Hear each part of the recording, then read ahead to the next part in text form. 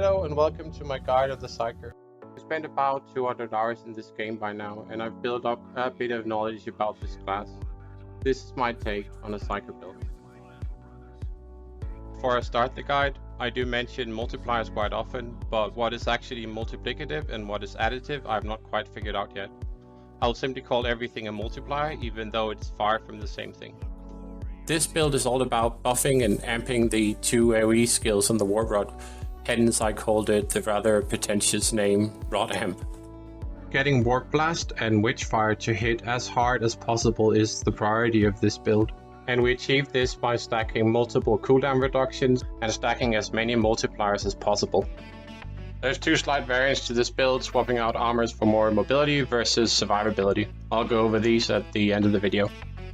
Starting out with the skill trees, we pick up almost everything in the Art of the Death Cult, or the crit tree.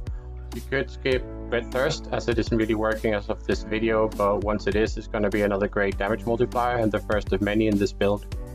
Circus Rage for 1% HP per crit doesn't really seem to work for me, or at least only when I get beneath 50% health. Next up is the movement tree. Everything on the left side is pretty optional, but I find that more movement speed is quite effective, especially when running the warp-bound variant. Furthermore, Cardial Overdrive does help you when locked down by enemy Psykers. The right side, however, is mandatory. Here we pick up Cerebral Feedback for cooldown on crit, Psychic Prod decreasing our cooldowns even further, and lastly picking up Quickening is optional again, but for faster clear speeds it's quite valuable. For the last and most powerful of the mandatory skill trees, we fill out everything in the AoE tree. Damage increases and increased area of effect are obviously beneficial, but it's once again the cooldown that we're mostly here for. Eradicated Protocol is the most powerful cooldown reducer that we have, and outside this one melee damage amp, we benefit from everything in the tree.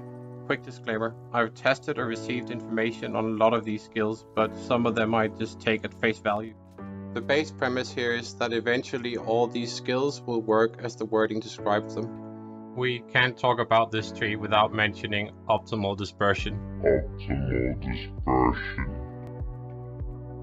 This has finally been fixed as of 1.0.5. It used to be not 1% but closer to 100% damage increase per enemy. It took way too long to address this, and many builds out there relied heavily on the use of this skill. Now that it is fixed, however, it's still worth taking a little look at how broken it really was. I tested this thoroughly on single ads, on multiple ads, in multiplayer, and with or without the skill. As you can see on the footage to the left, the difference was night and day basically. This build still works without it, but you won't be one-shotting bosses anymore. I no longer feel embarrassed for saying that I'm playing a Psyker. And on top of that, the game actually feels tactical now. It's now worth it to bring non-Psykers to a multiplayer game, and you can have some actual single target focused DPS among the people in your party. I think that covers it for broken stuff, at least for now. Later on in the video there's a few other skills that are slightly broken, but nothing close to this. What you do with your remaining points is really up to you. I chose to put the remaining in the range tree. With patch 101, the Psyker weapon skills are counted as a ranged skill, and you can pick up some additional crit and a further 10% damage multiplier with focused aim. That's all our skill points spent, and we move on to the Psyker powers slotted in both weapon sets. First up, we have Warp Speed. It's pretty self-explanatory. It's another cooldown reduction, it's another 25% damage multiplier, and you should keep this up at all times. It's really easy to notice when this falls off, as your damage just tanks and you can really feel the missing cooldown reduction. Fury Form is another straight up damage multiplier. It also has the added benefit of some slight damage reduction, and when you're dealing with multiple swarm variant enemies, it allows you to simply move through them to kill them. In multiplayer or harder content, it might not outright kill them, but as it's considered an AoE, all the hits you get from it will reduce your cooldowns. This will often be enough to bring Witchfire back so that you can use it on the next larger pack. Try to keep this up all the time, but as it has the shortest duration of any of our buffs, it's really annoying to rebuff it every 30 seconds, so having it up for bosses or rebuffing it when you're waiting for a door to open is just fine. Finishing off our offensive buffs, we got what might be the second most broken skill in the Psyker repertoire. Divine Shot aims your first hit on any enemy by 100%, or 70% according to the tooltip when you're actually playing the game. This should always be kept up. The ideal time to rebuff this is right after you hit the boss for the first time, you rebuff it again and you get to hit the boss again for another 200% damage. In multiplayer, however, at least graphically, it stacks up to 8 times. As with so many other things in this game, testing stuff in multiplayer is really hard as numbers are all over the place. Maybe not outright broken, but it definitely needs some adjustments. In the one-shot world of optimal dispersion, this has a huge impact. With optimal dispersion being fixed, it has less of an impact. It still needs some adjustment though, and I would say bringing it to something like 50% on the first hit would bring it in line with our other buffs. Last but certainly not least, I use precognition. This buff has some rather strange interactions with both its duration and the relic-specific affix on chest armors. I'll go into further detail at the end of the video once I describe the interaction with the armor. On our second set of weapons, we only have 2 buffs.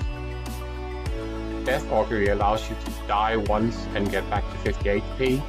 It's not super effective because you really gotta watch out once it's procced. Once the buff is removed from your boss, you have to get far away and rebuff it. I seldomly use this, but when I do, it's oftentimes because I only have 1 life left and I really want to complete the mission. The wording on this is sort of awkward. It could sound like a group buff, but it is essentially just making you ignore all armor except tanks and boss armor, which is then left with half efficiency. Misfortune is really powerful, and with a 1 minute and 30 duration, it's really not hard to keep active for all the bosses who needs it. Once optimal dispersion is fixed, however, this will be really important to keep up. And before we proceed to stat allocations, I would really like to stress that it's very important that these 2 buffs are placed in your armor slot and in your belt slot, that is the ones all the way to your right. The reason for this is that those are the only 2 spots that do not reset their cooldown when you switch weapons, meaning you can switch to it immediately, buff both skills and then switch back. Next up are stats. Side focus has no real benefit outside the first milestone, as Warpeed is a non-issue for this build, and only the 4th milestone and 20 points would gain you a slight benefit. Resilience adds to our defensive capabilities per point, and every milestone until the 5th has a benefit. I would aim to get 20 points here, as defensive stats and movement are all really beneficial to this build. Force grants us a damage increase per point. Even though damage is always helpful, it would be our weakest multiplier, and at a full 25 points, only the crit chance from milestone 4 and the 5% warp damage would benefit us in any way. I would suggest putting your remaining points into this stat once you have filled resilience to 20 points. Moving on to the perks. Anointment is really optional, but as you're running with 3 to 4 buffs most of the time, it does provide another 40% damage multiplier. I have spent a lot of hours testing this skill, and it stacks with every buff on my bar, as well as movement speed bonuses from having killed an enemy recently, and various other buffs gained from skills. It does not stack with multiple applications of buffs or buffs gained from inoculators. This is granted baseline for Aether Walkers. Some people have pointed out that retrograde psychic domination would be great, and that 100% damage amp would always be active as you have 0 Warpeed. However, this is only applied to psychic powers and does not benefit our Warp Rod weapon skills. The game differentiates pretty harshly between weapon skills and Psyker powers, though they use a confusing amount of different wordings to describe the 2 different attacks. Force Weapon Mastery is pretty self-explanatory. Another 150% multiplier with a great uptime, really needs no explanation, and absolutely must have perk. Psychic Boon is near mandatory and makes the build tolerable, as you have to buff a lot less. And it has a great synergy with Precognition, which I again will get into later. As for stats in your items, I would make sure to roll crit chance and increased area damage, outside of rolling crit chance on everything that can roll this stat. Doing 2 or more rolls with area damage is beneficial, as you gain 8 or more % per roll, as opposed to range damage, for instance, which only gives you 4 to 5%.